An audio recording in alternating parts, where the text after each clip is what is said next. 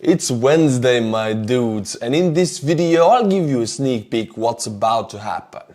EU admitted yesterday that they are unfortunately unable to produce 1 million artillery shells for Ukraine by March of 2024. This was the EU's promise last year. In addition to that, we have Ukrainian drones blowing up Russian Kinzhal factories near Moscow. They blew it up yesterday in a grandiose explosion. And finally, Ukrainian greatest advancements are in the Dnipro area. Russians are actually pulling back. We'll look into the situation. Before we go into any of it, I bring you Batman. Batman has arrived in Ukraine, fighting in Ukraine currently, unfortunately on the wrong side. Yeah, he's on the Russian side, as you can see from the Z symbol from his chest, manning that machine gun like a true Terminator.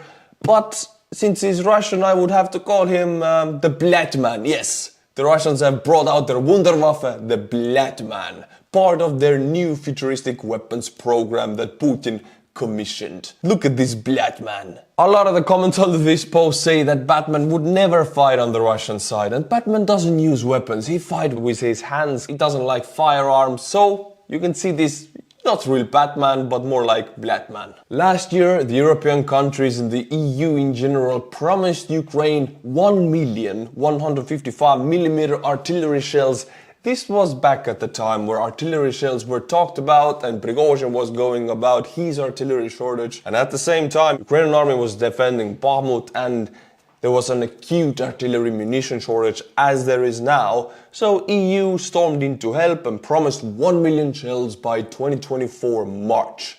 Now, since the date approaches, it's in 4 months actually, it is becoming obvious that in such big scale, you cannot scale up the production of artillery shells, because they're not like scaling up the production of shoes or sweatshirts. They're artillery shells. They have very precise standards, or they will blow up in the barrel. Now, EU still exports artillery shells to third countries which are not Ukraine. A huge percentage of EU produced artillery shells goes outside of the EU but not into Ukraine. So if the EU would change that situation, they would actually physically be able to produce 1 million shells, but then they would have to pause production for the partners that have contracts with the EU and are expecting deliveries. So this can be through diplomacy, by talking to these third countries. Can we send your shells to Ukraine and send you your shells 2 years later? If the country says yes, boom, we have 1 million shells ready for Ukraine. Unfortunately, this process has not been going like this. EU is still exporting to countries that are not in war. So yes, my friends, unfortunately this is a setback for Ukraine. My friends, I am talking to my representative in the United States right now. His name is Brian, and we are making a tour. We're setting up a tour in the United States universities where I could come and talk about Ukraine. Since I have been to Ukraine 5 times this year, I could open up the situation in this war and bring awareness to the students of your university. So if you have any kind of contacts in the academic world that could help me with this, please write to Brian. His email is on the screen, or if you write to me, I can send you his number also.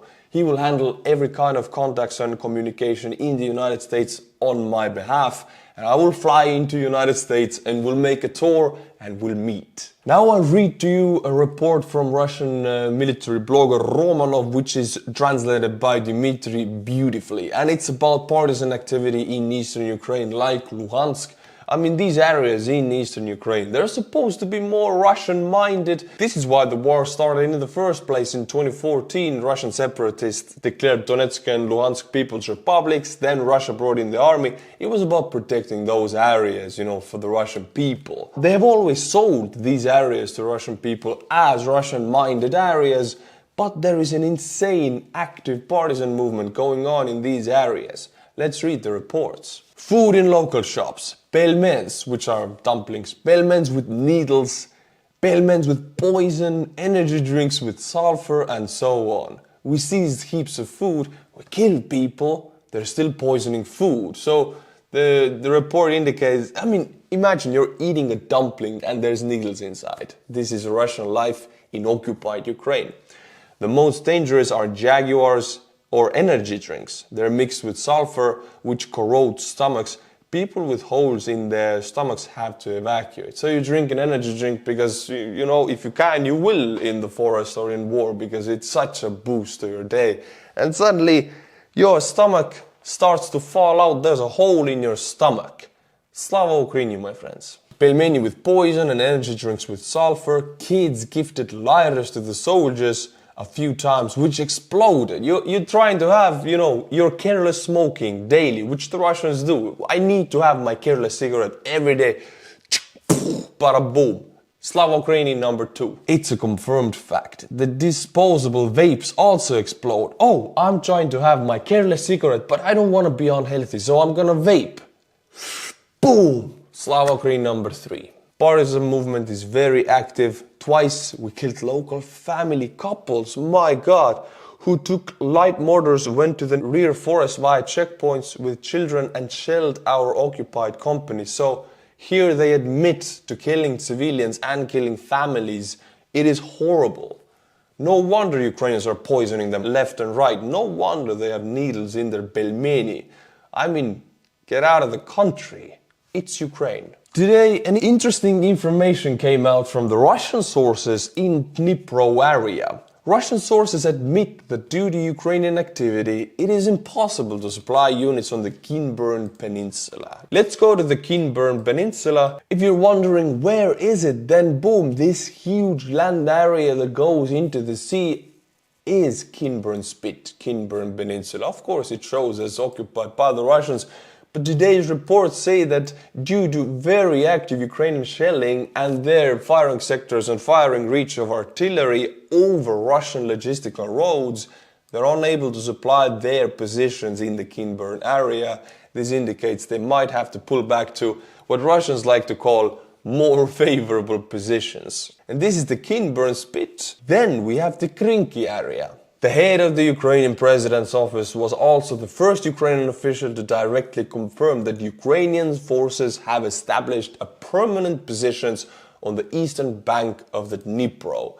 So this is, no Ukrainian officials have confirmed it, but now they have. The head of the presidential department, meaning we have Ukrainians permanently. Because previously every report about it has been these are Ukrainian raids. They go and go back, hit and run. But now they have permanent positions. And now, my friends, let's go a little bit more into detail with the battles around Krynky over the Dnipro river. Ukrainians are enlarging their bridgehead and pushing forward into Russian occupied areas.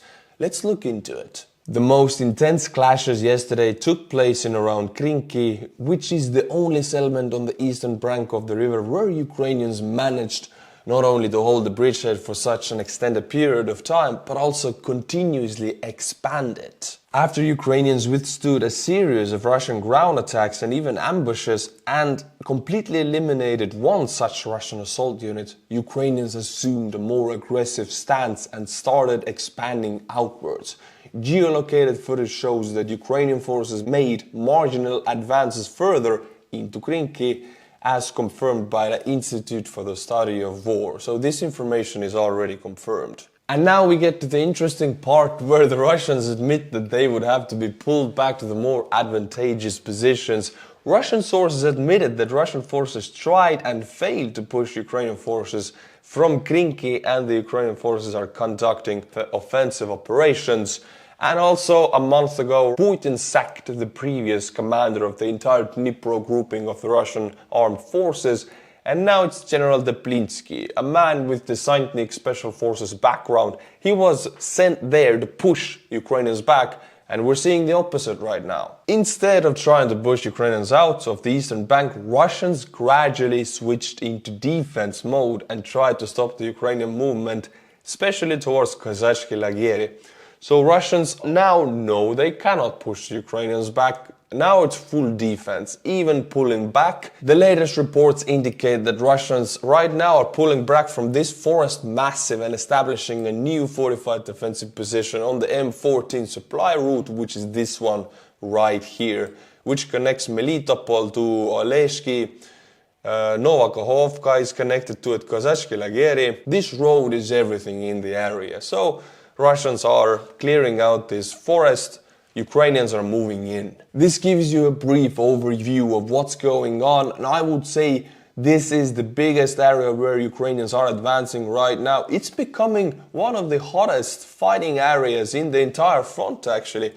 Well, it was Bakhmut, then it was the southern front in the summer of 2023, and now it's becoming to be the Dnipro area, the Krynky area.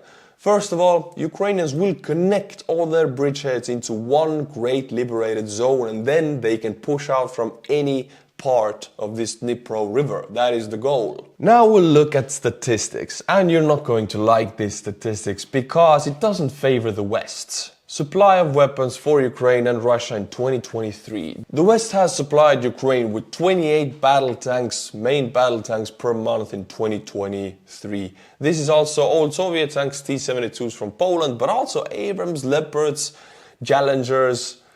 But Russia is able to make about 100 tanks per month, and these are mostly T-72s. The West has been able to supply Ukraine with 35 infantry fighting vehicles per month, and the same number for Russia. Russian factories are making 100 infantry fighting vehicles per month, which it's just not fair. Self-propelled howitzer, the West is sending 7 per month. Russia is able to supply 50 per month to the front.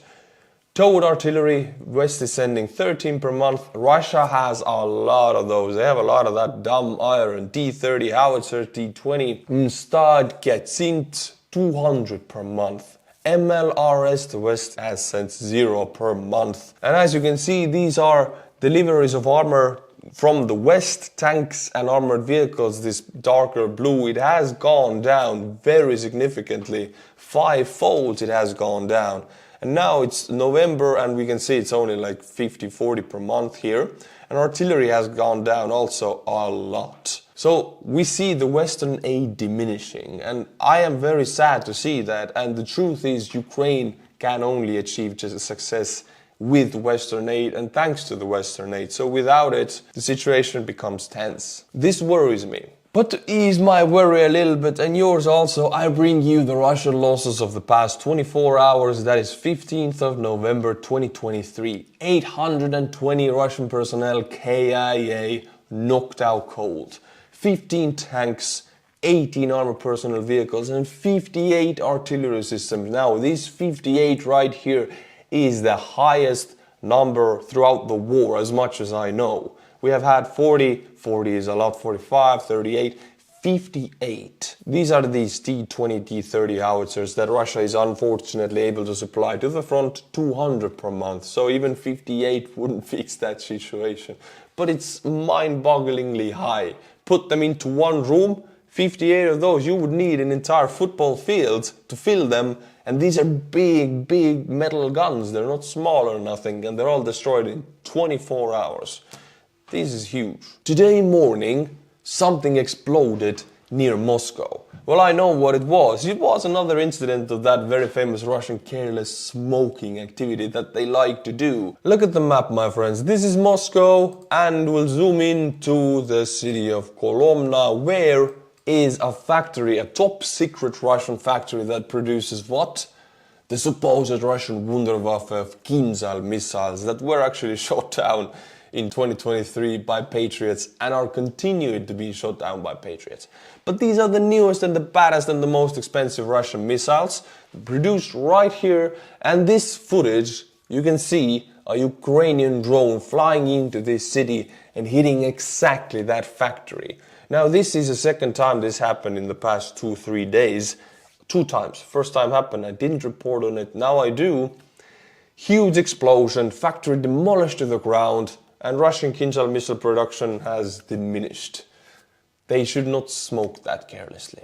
It was the Machinostrenia Design Bureau in Kolomna. Now, we don't have a lot of photos of the factory, very few, but we have a lot of videos of massive rows of ambulances and firefighters driving to the scene, which gives us an idea of how big the destruction and carnage was. Winter is coming, my friends. What does this mean in Ukraine? Well, it means that Russia is starting to attack Ukrainian civilian electrical and water infrastructure again, because that is a huge and fast way to damage the morale of the Ukrainian civilians. They're targeting substations, electrical plants, water heating stations, everything connected to it.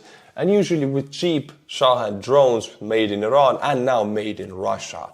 Now the best way to shoot down Shahed drones is a German Gepard with the two cannons. You know, they shoot, they hit very good, they can move around, they're agile, they're fast, they're automated. Perfect weapon. Ukraine has these Gepards, but they don't have enough of them. They have below 50 right now. Today, this information came out that the United States bought an additional 60 Gepards for Ukraine. They bought them from Jordan, and Jordan purchased the German-made systems from the Netherlands for 21 million euros in 2013. And the United States bought them now for 110 million. So for Jordan, this was a great deal. 15 years back, you buy them for 20, now you sell them from 110. Oh, good business for them. These systems are supposed to reach Ukraine by the United States in May of 2024. But what is the Gepard and why is it so good against Russian drones? I will try to say it in German.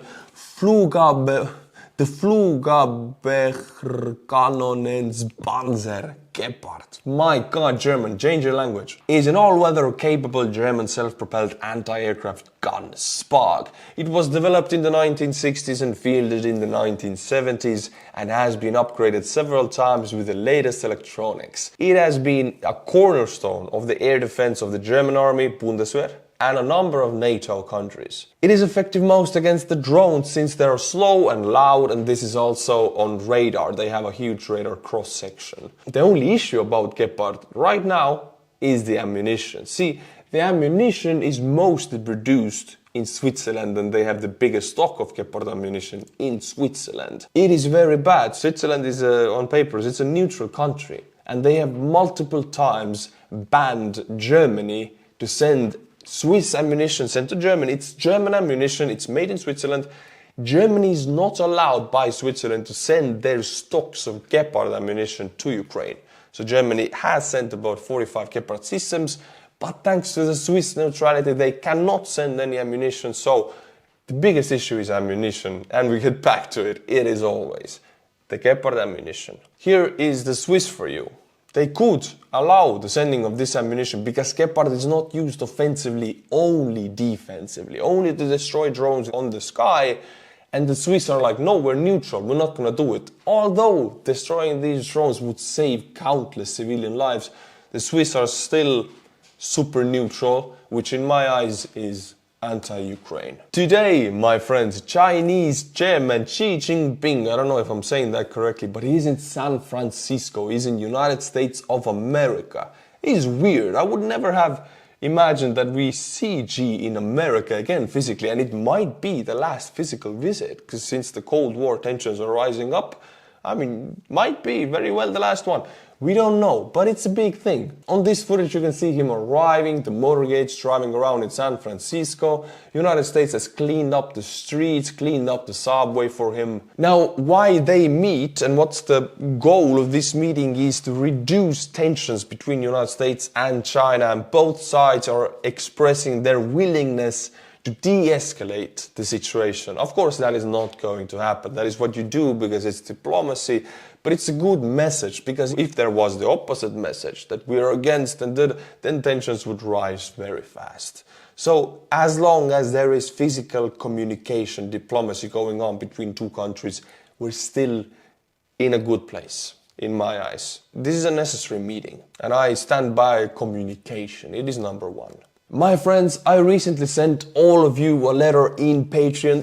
There's some of you guys, so it took me some time, and now I'm actually answering all of your messages, and it's taking a lot of time and energy, but I do it.